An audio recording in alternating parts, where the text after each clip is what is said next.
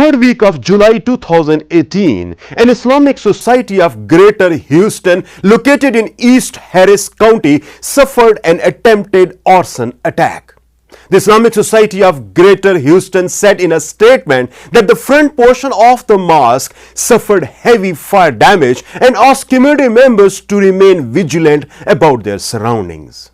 The spokesperson for the office, Rachel Moreno, said in a statement, "Nobody has said anything about any enemies, but we can tell from the pattern on the door and just the fact that there was no electricity or anything else in the area that it was intentionally started. The tires of a car that belonged to the Imam, the leader of the mosque, were also slashed, according to police." The latest arson incident came days after a federal jury found 26-year-old Mark Vincent Perez guilty of hate crime after he reportedly set a fire that gutted the Victorian Islamic Center in Victoria, about 150 miles southeast of Houston. In light of the fact we just had a conviction in Victoria of a mosque being burned down to the ground, it does raise our eyebrows and our suspicions, said Mustafa Carroll, Executive Director of CAIR Houston.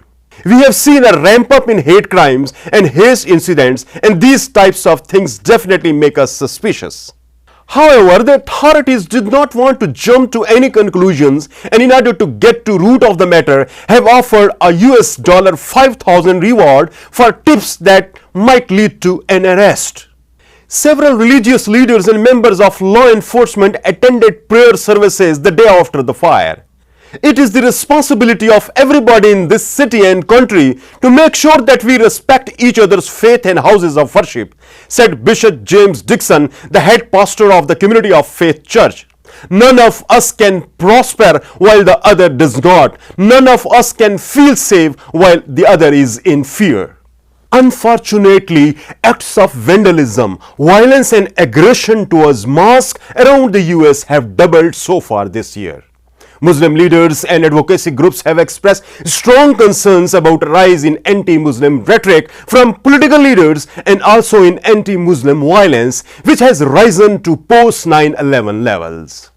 One of the most recent alleged hate crimes was in Tucson, Arizona, where an intruder entered a mosque, ripped off copies of Quran and scattered the pages around the place of worship.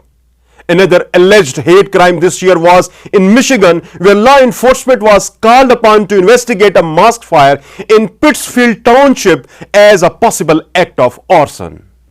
The Council on American Islamic Relations said in a statement that the number of reported anti-Muslim hate crimes and reported incidents of discrimination, bullying, harassment and other acts of anti-Muslim bias both jumped 15% last year.